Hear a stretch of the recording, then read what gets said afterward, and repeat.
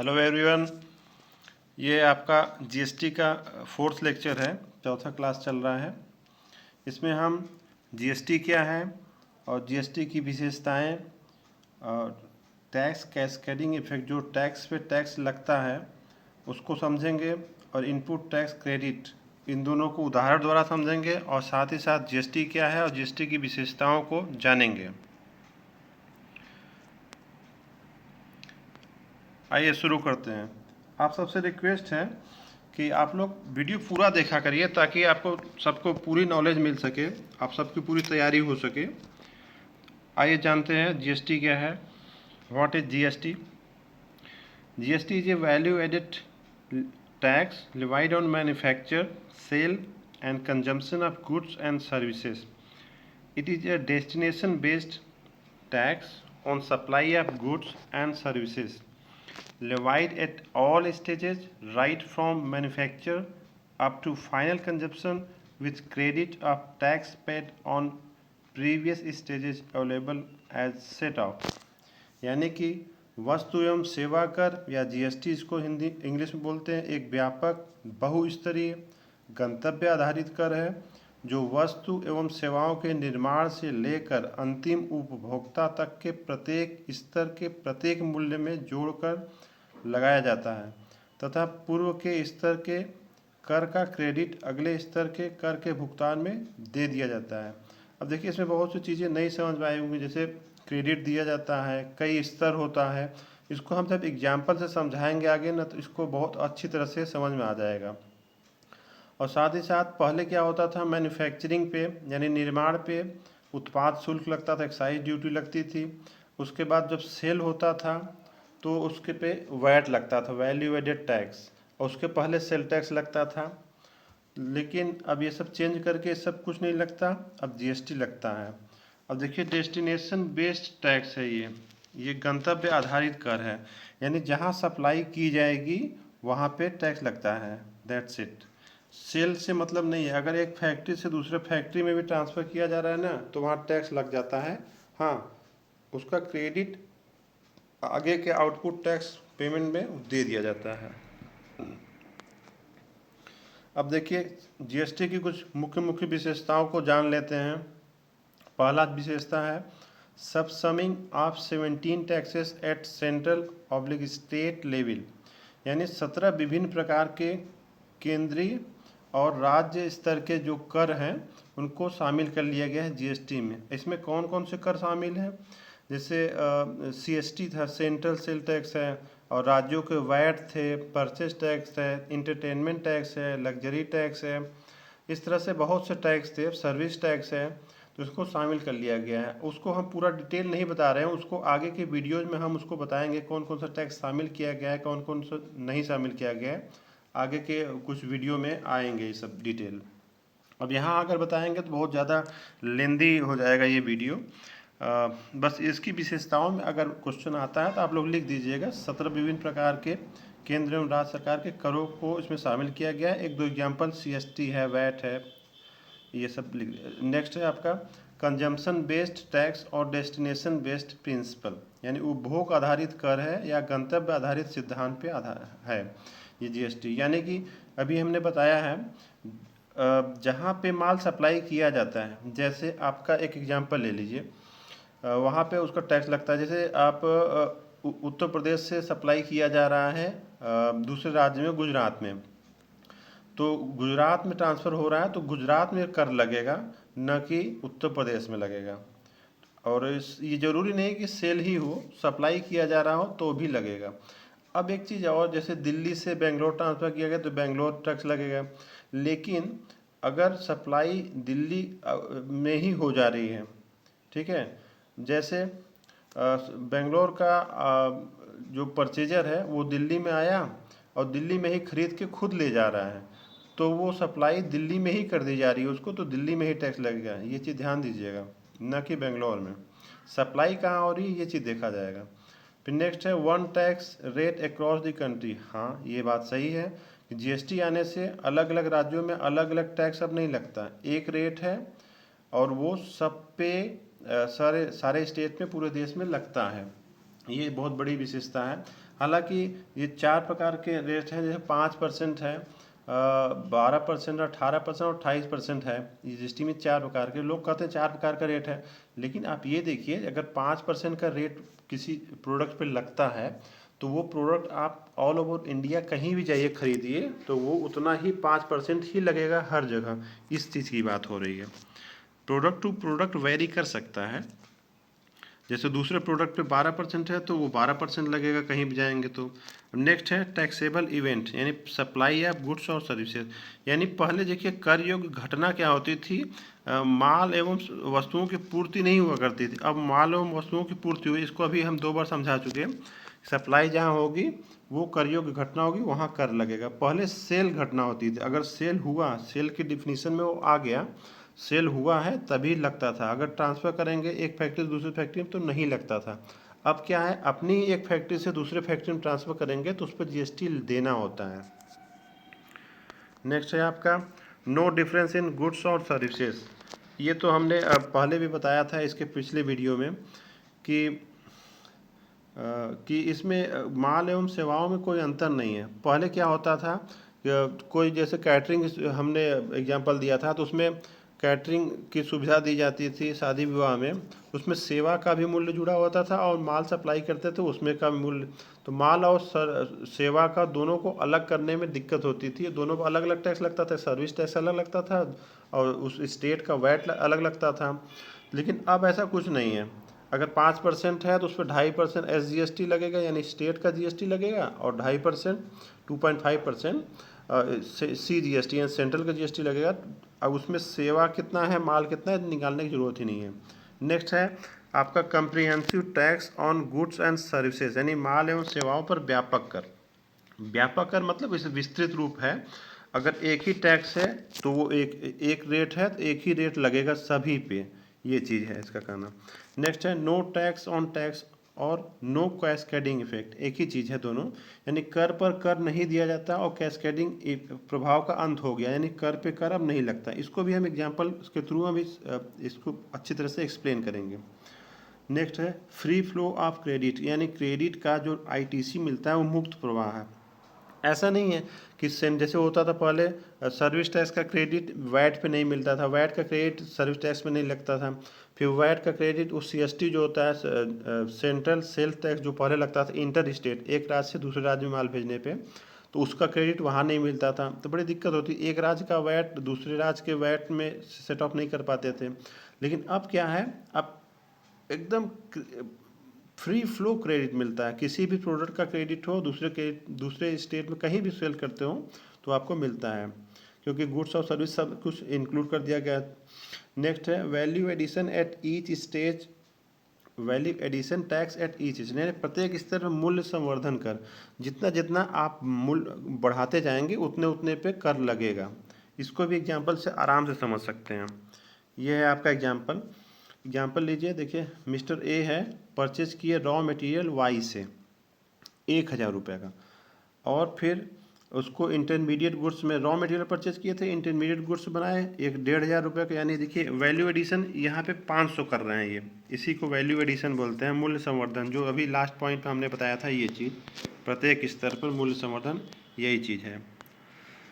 ये 1,500 रुपये में बेचते हैं बी को, मिस्टर ए, फिर बी उस इंटरमीडिएट गुड्स को फिनिश गुड्स में बनाकर 2,000 रुपये 500 रुपये जोड़ के बेचता है सी को, फिर सी जो होल सेलर को हैं वो रिटेलर को बेचते हैं, यानी फुटकर विक्रेता है। ये थोक विक्रेता थे, फुटकर विक्रेता डी को बेचते हैं 2,500 रुपये में, 2,500 रुपये में। फिर मिस्टर डी हैं, ये कंज्यूमर को बेचते हैं मिस्टर ई को 3,000 रुपये में, अपना 500 रुपये जोड़ के। तो ऑन ईच स्टेज हमने एक एजम्पशन लिया है, ये रेट नहीं है, हमने 4 रेट बताया था ना, 5% है, 12%, 18% है और 28%। ये हमने कैलकुलेशन में आसानी हो इसलिए 10% लेके चले हैं। 10% जीएसटी लग रहा है, ये मान के चला गया है। तो इसको देखिए क्या गया, वाई से परचेज किए हैं ए 1,000 रुपये में, ये मैंने यहाँ शो नहीं किया है यहाँ पे। फिर देखिए ए ने बी को 1,500 रुपये में बेचा है, फिर बी ने 2,000 रुपये में बेचा है, इसमें टैक्स शामिल नहीं है, 500 रुपया देखिए वैल्यू एडिशन हो रहा है, इस तरह से यहाँ 500 रुपये ऐड हुआ, यहाँ 500 रुपये ऐड हुआ है, ठीक है। इसको सॉल्व करते हैं, 10% हर स्टेज पे आपका जीएसटी लगा हुआ है। इसको पूरा देखिएगा एग्जाम्पल को, आपको कॉन्सेप्ट पूरा क्लियर हो जाएगा। अब यहाँ देखिए, जो हम सेल करते हैं वहाँ पे जो टैक्स लगता है उसको आउटपुट टैक्स बोलते हैं। यहाँ आउटपुट जीएसटी भी लिख सकते थे। यानी कि अभी देखिए वाई ने 1000 का सेल किया, देखिए ये 1000 रुपये सेल किया है ए को, तो इस पर 10% आपका आएगा 100 रुपये, ये आपका आ गया 100 रुपया आउटपुट जीएसटी। इसी तरह से फिर इन्होंने कहीं से ख़रीदा होगा, हम ये मान के चले हैं कि उनको टैक्स नहीं पेमेंट करना पड़ा, तो इनको इनपुट जीएसटी कुछ नहीं मिला था।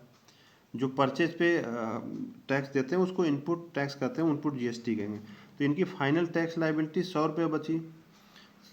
ये आप दूसरे जिस ए से लिए हैं 100 रुपये ले लिए, लेकिन इनका ये कहीं दिए नहीं, तो ये 100 रुपया फाइनल पेमेंट ये गवर्नमेंट को कर देंगे मिस्टर वाई। फिर क्या हुआ, यही चीज़ फिर 1500 रुपये के बेचे हैं। इसके पहले आपने देखा ये चीज़, ये देखिए 1500 रुपये के बेचे हैं, 2500, 2000, 2500 और 3000 है। तो ये 1500 के बेचे हैं, तो इस पर 150 रुपये ये चीज़, ये इनका आउटपुट जीएसटी हो गया। 100 रुपये ये पेमेंट किए थे ये मिस्टर वाई को यहाँ पे, ये इनपुट जीएसटी हो गया। तो ये देखिए 100 रुपये का इनको आईटीसी मिल जा रहा है। इसी को आईटीसी इनपुट टैक्स क्रेडिट करते हैं। जो टैक्स हमने पहले दे दिया है अपने परचेज पे इनपुट पे, तो उसका हमें क्रेडिट मिल जाता है। तो 150 रुपये इनको गवर्नमेंट को देना था, लेकिन 100 रुपये पहले दे चुके हैं, तो ये 50 रुपये ही अब ये गवर्नमेंट को देंगे। ये है आईटीसी का कॉन्सेप्ट। अब देखिए मूल्य संवर्धन भी बता चुके हैं और हर एक स्टेज पे लग रहा है देखिए टैक्स। फिर बी क्या किए हैं, 2000 रुपये का बेचे हैं, अभी देखे थे हम लोग, ये 2000 का माल बेचे हैं, तो इस पर 200 रुपये 10% से टैक्स लग जाएगा। और ये 150 रुपये ए को इनपुट टैक्स परचेज करते समय दिए थे, तो ये आईटीसी यहाँ मिल जाएगा। फिर इनका भी लायबिलिटी 50 रुपये ही बचेगी। इसके साथ साथ फिर ये देखिए 2500 का पेमेंट किया गया है, 2500 3000 है। अब इस पे नहीं आएंगे। फिर अब 2500 है तो 10% 250 रुपये इनका आउटपुट जीएसटी हो गया, इनपुट 200 रुपये हुआ, इनका फाइनल लायबिलिटी 50 रुपये हुआ। इसीलिए इस तरह से डी का 300 रुपये इन्होंने कंज्यूमर से लिया है और 250 रुपये दे चुके हैं, तो फाइनल लायबिलिटी आपकी 50 रुपये ही बची। अब इस तरह से आप देखेंगे टोटल, देखिए टैक्स कलेक्शन कितना होना चाहिए था, 3000 रुपये का ये। अब देखिए यहाँ पे ई का हमने नहीं देखा है, क्योंकि वो फाइनल कंज्यूमर है, तो उसका टैक्स से कोई मतलब नहीं होता। जैसे आप ही लोग कुछ खरीदने जाते हैं तो वहाँ पे कितना टैक्स दिए, कितना इनपुट टैक्स क्रेडिट लेंगे, आपसे कोई मतलब नहीं है, तो इसलिए मैंने ई का यहाँ शो नहीं किया है। अब यहाँ देखिए टोटल 3000 रुपये का माल सेल किया गया, 3000 का 10% आता है आपका 300 रुपये। तो इसको इन सब को जोड़िए, देखिए 300 रुपये हो रहा है कि नहीं, 100 + 50 + 50 + 50 300 रुपये हो रहा है। यानी गवर्नमेंट को फाइनली 300 रुपये टैक्स मिल गया और टैक्स की चोरी कहीं नहीं होने पाई, क्योंकि ये इनपुट टैक्स क्रेडिट ले रहे हैं सभी लोग, इसलिए इसको। और ये तो इनपुट टैक्स क्रेडिट का और एक हर एक स्टेज पर टैक्स कैसे लगता है ये चीज़ हो गया। अगर ये चीज़ नहीं होगा, अगर आईटीसी नहीं मिल रहा है, टैक्स क्रेडिट नहीं मिल रहा है, तो क्या प्रभाव होगा जो पहले हुआ करता था, ये चीज़ देख लीजिए। अब जैसे वाई ने 100 का माल बेचा है और परचेज किया था, अपने से बनाया होगा, हम ये मान चल रहे हैं, तो परचेज नील बना दिए हैं, तो इस पर टैक्स इन्होंने दिया था 100 रुपये, टोटल 1100 रुपये हुआ। तो ये 1100 रुपये का माल बेचे हैं ए को, यानी ए ने 1100 रुपये का माल परचेज किया। अब देखिए 500 रुपये सब जोड़े थे पिछले एग्जाम्पल में, इसी एग्जाम्पल में पिछले के जो सोल्यूशन था उसी को हम लेकर चले हैं। ये 1001 रुपये में ये 500 रुपये जोड़ के ये 1600 का माल बेचेंगे। फिर देखिए टैक्स जुट गया, क्योंकि क्रेडिट मिली नहीं थी, उनके कॉस्ट का पार्ट बन गया। अब जो क्रेडिट मिलती है तो उस पर कॉस्ट का पार्ट नहीं बनाते, उसमें अपने लागत में उसमें शामिल नहीं करते। अब इस पर देखिए ये 10% 1600 पे देंगे, तो ये आपका 160 रुपये हो गया टैक्स। अब देखिए पिछले एग्जाम्पल में 150 रुपये था, ये देखिए ये 150 रुपये इनका था, लेकिन इस बार हो गया 160 रुपये। क्यों? क्योंकि ये 100 रुपया, ये वाला 100 रुपया जुट गया है इसमें, इसलिए 10 रुपये टैक्स बढ़ गया। यानी इसी को टैक्स पे टैक्स कहते हैं। इस 100 रुपये पे ही 10 रुपये टैक्स ये कलेक्ट कर ले रहे हैं, और फिर उसको फाइनली इतने में बेचे हैं 1760 में बी को। ये देखिए इतने में ख़रीदा है ये, फिर इसमें 500 रुपये जोड़ के ये इतने में बेचेगा फिर, लेकिन अब इसी पे आपका 10% टैक्स भी लगेगा, ये 226 रुपये टैक्स हो गया। तो फाइनली टैक्स को इंक्लूड करते हो क्योंकि आईटीसी मिलेगा नहीं, उसके कॉस्ट में शामिल होना चाहिए, यानी ये सी को बेचेंगे ये 2486 रुपये में। इसको जोड़ लीजिएगा, वैसे जोड़ा है मैंने सब। 2486 रुपये में ये खरीद लिया सी ने, तो फिर इसको भी 500 रुपये ऐड करके 2986 के बेचेगा। इसके साथ साथ टैक्स भी वसूलेगा 299 रुपये, राउंड फिगर कर दिए हैं, 298.6 आ रहा था, 299। अब उसको फिर डी को बेचेगा इतने रुपए में, 3285 में। अब डी ने 3285 खरीदा, 500 रुपये ये प्रॉफिट लिया, 3785 रुपये हो गया। अब उसके बाद ये टैक्स भी वसूलेगा, 379 का टैक्स वसूला, और फिर कंज्यूमर को इतना बचा। कंज्यूमर से वो जो फाइनल कंज्यूमर हम लोग खरीदते हैं 4164 रुपये उससे वसूला। अब सोचिए पिछले में कितना था, देखिए 3000 रुपये था, 3000 का माल आईटीसी के कारण था, आईटीसी इनपुट टैक्स क्रेडिट मिल जाता है इसलिए 3000, और आईटीसी न मिलने का 1164 रुपये की वृद्धि हो गई माल के मूल्य में, कंज्यूमर को लॉस हुआ। उसके साथ साथ अब देखिए वहाँ पे 300 रुपये टोटल, ये 300 रुपये का टैक्स मिला था ये गवर्नमेंट को। अब इसमें देखिए 379 का टैक्स मिल रहा है, क्योंकि टैक्स पे टैक्स लग गया है इसलिए टैक्स बढ़ गया। लेकिन यहाँ पे गवर्नमेंट को लॉस होता था, क्योंकि आईटीसी मिलती नहीं थी, तो लोग क्या करते थे, लेखा जोखा सही नहीं रखते थे, तो ये टैक्स भी जमा नहीं करते थे सही से, तो गवर्नमेंट को इनडायरेक्टली लॉस ही होता था। आई होप ये सब चीज़ें क्लियर हुई होंगी। ये 2-3 चीज़ें हमने क्लियर की हैं इस पे एग्जाम्पल के थ्रू, जैसे फ्री फ्लो ऑफ क्रेडिट, जैसे पहले एग्जाम्पल 16 सॉल्यूशन था, फ्री फ्लो ऑफ क्रेडिट बता दिया मैंने। मूल्य संवर्धन, हर एक स्टेज पे क्या क्या एडिशन हो रहा है, उस पर कितना टैक्स लग रहा है। फिर इसमें ये चीज़ नहीं, ये चीज़ दोनों को हमने एक्सप्लेन किया है। अब आगे चलते हैं। नेक्स्ट है ड्यूल जीएसटी सिस्टम, दोहरी कर जीएसटी प्रणाली है, यानी कि हमें बताया था भी एसजीएसटी और सीजीएसटी दोनों लगता है। अगर यही यूटी जीएसटी लगता है, किसी केंद्र शासित प्रदेश में जाएंगे तो वहाँ यूटी जीएसटी लगता है, union territory goods and service tax, और उसके साथ साथ सीजीएसटी यानी central goods and service tax भी लगता है। जैसे मैंने एग्जाम्पल दिया था कि 12% अगर टैक्स है तो 6% एसजीएसटी लगेगा, 6% सीजीएसटी लगेगा। इसी तरह से अगर वो केंद्र शासित प्रदेश में है तो 6% आपका यूटी जीएसटी लगेगा और 6% सीजीएसटी लगेगा। ये दोहरी जीएसटी प्रणाली है। अब ये मैंने अभी हिस्ट्री बताई थी, हिस्ट्री ऑफ जीएसटी, तो उसमें बताया था जीएसटी ये सिस्टम कहाँ से मिला है, ड्यूल जीएसटी सिस्टम। नीचे कमेंट बॉक्स में आप लोग लिखिएगा अगर याद होगा तो, ये किस देश से ये इस प्रणाली को अपनाया गया है इंडिया में। नेक्स्ट है जीएसटी ऑन इम्पोर्ट, यानी आयात पे कर लगता है। अब आयात क्या होता है, किसी दूसरे देश से माल मंगाते हैं उसे आयात कहते हैं, इम्पोर्ट। अब दूसरे देश से मंगाए हैं तो सप्लाई कहाँ हो रहा है, इंडिया में सप्लाई होता है। अब सप्लाई बेसिस पे हो गया है ना, तो जैसे हमने बताया था टैक्सेबल इवेंट क्या है, supply of goods and services है, तो सप्लाई इंडिया में हुई तो इंडिया में टैक्स लग जाएगा, इससे इंपोर्ट महंगा होगा, लोग माल कम मंगाएंगे बाहर से, ये देश के लिए फायदेमंद है। नेक्स्ट है इंटर स्टेट सप्लाई, अंतर्राज्यीय पूर्ति है। अब इस पर देखिए इंटर स्टेट सप्लाई, एक राज्य से दूसरे राज्य में जाएंगे ना, तो इसमें IGST लगता है, IGST यानी integrated goods and service tax. इस पर थोड़ी राइटिंग कम बनती है मेरी। ये integrated goods and service tax लगता है, ये सेंट्रल गवर्नमेंट के पास जाता है ये रेवेन्यू। नेक्स्ट है items kept out of GST, यानी जीएसटी के बाहर कुछ चीज़ें रख दी गई हैं, हालांकि इसलिए इसका थोड़ा सा डीमेरिट है ये, जैसे पेट्रोल है, डीजल है, पेट्रोलियम प्रोडक्ट है, 5 चीज़ों को बाहर रखा गया है, जैसे क्रूड ऑयल है और पेट्रोल है, डीजल है बताया मैंने, ATF है। ATF मतलब ऑटोमेटिक ट्रांसमिशन फ्लूइड है, जो आप लोग जानते होंगे मोबिल ऑयल वगैरह होता है उसको बोलते हैं, और नेचुरल गैस, ये 5 चीज़ों को इसके बाहर रखा गया है। फिर नेक्स्ट है आपको एक्सपोर्ट आर जीरो रेटेड, यानी शून्य दर निर्यात। अब देखिए निर्यात करेंगे, एक्सपोर्ट करेंगे अपने देश से दूसरे देश में, जब माल भेजते हैं तो उसको एक्सपोर्ट या निर्यात कहते हैं।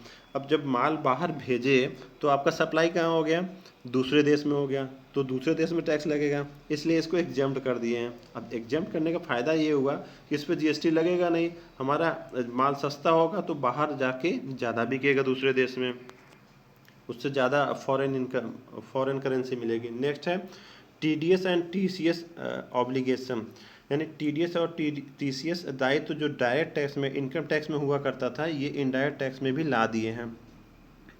अब देखिए इसमें कोई भी जैसे गवर्नमेंट डिपार्टमेंट हुआ या लोकल अथॉरिटी हुई या कोई सरकारी विभाग हुआ, गवर्नमेंट एजेंसी वगैरह, तो उन पे ये दायित्व तो बना दिया गया है कि अगर आप कोई सर्विस ले रहे हैं या कोई सप्लाई ले रहे हैं, कोई गुड्स ले रहे हैं 2.5 लाख के ऊपर है, 2,50,000 के ऊपर का है, तो उस पर 2% से $2% से टीडीएस काट लेंगे। भाई वो सामान ले रहे हैं, सर्विस ले रहे हैं तो पेमेंट करेंगे, तो 2% से टीडीएस काट लेंगे। इसको टैक्स डिडक्शन एट सोर्स कहते हैं, मतलब आपने पेमेंट किया उस पर टैक्स काट के दूसरे को दिया, तो उसको टीडीएस कहते हैं। एक टीसीएस होता है, टैक्स कलेक्शन एट सोर्स।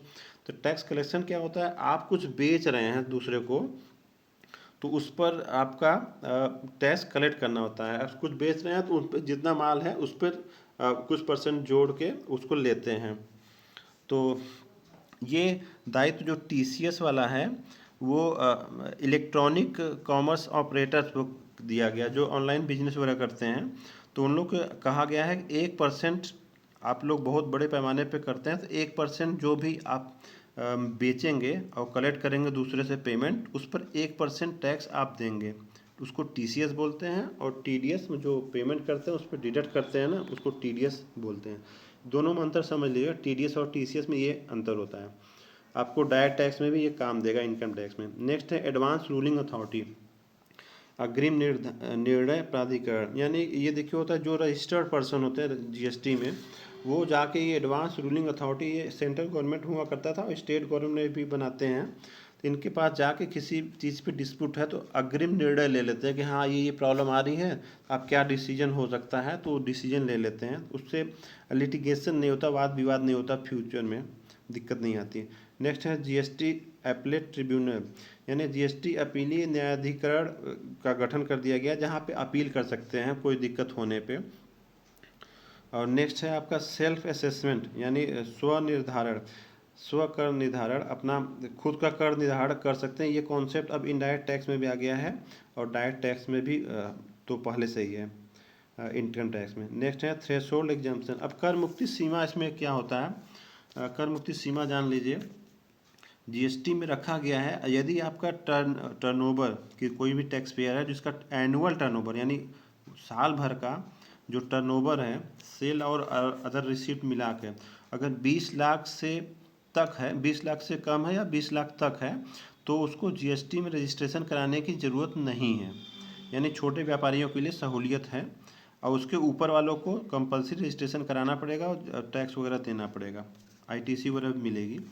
और कुछ राज्यों के लिए जैसे वो 10 लाख है, कुछ स्पेसिफाइड राज्य हैं जो पहाड़ी इलाकों में हैं, इस पर भी हम कौन कौन से राज्यों को अलग अलग टैक्स एग्जाम्पशन 10 लाख का मिला है, कौन सा 20 लाख का, इसका अलग वीडियो हम बनाएंगे। आपका नेक्स्ट है इनपुट टैक्स क्रेडिट। हाँ, ये आगत जमा कर फ्री फ्लो तो अभी बता ही दिए क्यों मिलता है, इनपुट टैक्स क्रेडिट मिलता है, तो इसका ये एक फीचर है।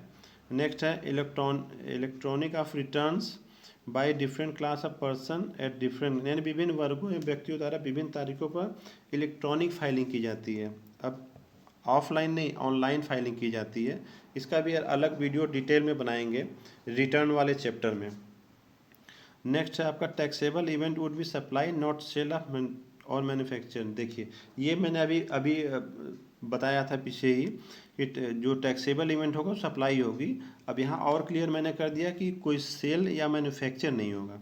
अब लास्ट है आपका anti profiteering clause has been inserted, यानी मुनाफाखोरी के विरुद्ध कानून में प्रावधान है, बना दिया गया। एंटी प्रॉफिटियरिंग क्लॉज क्या होता है, एक प्रावधान किया गया है कानून में कि जीएसटी अप्लाई होने के बाद जो टैक्स के कारण, जैसे हमने अभी एग्जांपल में दिया था 3,000 का सामान 4,100 कुछ रुपए में था, कंज्यूमर के पास बेच पहुंच रहा था क्योंकि बीच में टैक्स चोरी कर रहे थे। अब ये क्लॉज बन जाने के बाद ना, तो ये लोगों को बाध्य किया गया है, बिजनेसमैन लोग को, कि आप लोग जो जीएसटी लगने के बाद क्रेडिट हुई है तो उसके कारण आप अपना माल का दाम मत बढ़ाइए, प्रॉफिट ज़्यादा वसूली मत करिएगा, नहीं तो आपके ऊपर कार्रवाई की जाएगी।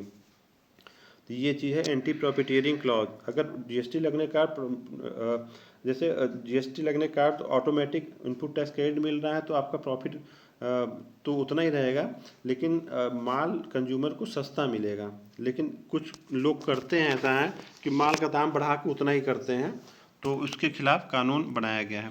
आशा करता हूँ आप सबको ये वीडियो काफ़ी इन्फॉर्मेटिव लगा होगा।